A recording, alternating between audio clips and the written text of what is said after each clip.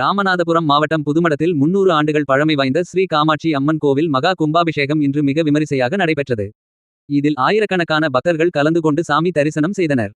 ராமநாதபுரம் மாவட்டம் புதுமடம் ஊராட்சி மேற்கு தெருவில் அமைந்துள்ள சுமார் 300 ஆண்டுகளுக்கு மேல் பழமை வாய்ந்த அருள்மிகு ஸ்ரீ காமாட்சி அம்மன் திருக்கோவில் புனராவர்த்தன ஜீர்ணோத்தாரண அஷ்டபந்தன மகா கும்பாபிஷேக விழா இன்று வியாழக்கிழமை மிக விமரிசையாக நடைபெற்றது. அப்பகுதியில் உள்ள பல்வேறு சமுதாய பொதுமக்களுக்கு பாத்தியப்பட்ட இக்கோவிலில் காமாட்சி அம்மன், காத்தவராயன் சுவாமி, கருப்பண சுவாமி மற்றும் 21 பரிவார தெய்வங்களின் சன்னதிகள் புதுப்பிக்கப்பட்டு இப்புனித நீராட்டு விழா நடத்தப்பட்டது. கடந்த ஜூன் 16ஆம் தேதி கணபதி ஹோமம் மற்றும் பல்வேறு யாகசாலை பூஜைகளுடன் தொடங்கிய இவ்விழாவின் சிகர நிகழ்ச்சியாக இன்று காலை 11 மணியளவில் சிம்ம லக்கணத்தில் வேத மந்திரங்கள் முழங்க மூலவர் கோபுர மகா கும்பாபிஷேகம் விமரிசையாக நடைபெற்றது. சென்னை மாங்காடு ஸ்ரீகாமாட்சி அம்மன் தேவஸ்தானத்தை சேர்ந்த சிவசிறி ரவி சிவாச்சாரியார் மற்றும் கார்த்திகேயன் சிவாச்சாரியார் கும்பாபிஷேகத்தை முறைப்படி நடத்தி வைத்தனர்.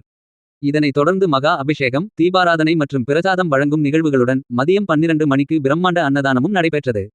இதில் சுற்றுவட்டார பகுதிகளைச் சேர்ந்த ஆயிரக்கணக்கான பொதுமக்கள் மற்றும் பக்தர்கள் கலந்து கொண்டு சாமி தரிசனம் செய்தனர். விழா ஏற்பாடுகளை காமாட்சி அம்மன் அறக்கட்டளை தலைவர் நாகேஸ்வரன் உள்ளிட்ட அறக்கட்டளை நிர்வாகிகள் மிகச்சிறப்பாக செய்திருந்தனர். உச்சிப்புலி போலீசார் விழாவிற்கான பாதுகாப்பு ஏற்பாடுகளை மேற்கொண்டிருந்தனர்.